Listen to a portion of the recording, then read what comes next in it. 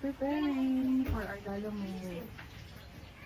Biyay kami ngayon. Dahil Chinese New Year ngayon. Natry namin kung meron kami makukuhang booking. Pre, makina check. Check muna. Lagay ng coolant para doon sa coolant area.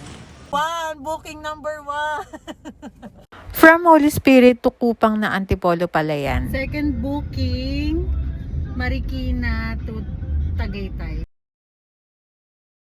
Pero Santa Rosa Road lang talaga tayo. So let us see. So guys, di ako masyado nakapag-video kaya mga picture na lang i-attach ko. From Calax pala ang daan namin and yung toll sagot pala ni customer kaya go para mabilis ang daan at ang pagdating ng kanilang item. Touchdown silang Cavite na yan so hindi ko na picturean yung item nung nababa pero naibaba namin. Nakapag side picture pa nga. Third booking from Silang to Doña Carmen so malapit lang sa amin. Ayan, wala na akong mga video dito guys. So yun lang ipapakita ko sa inyo. Salamat!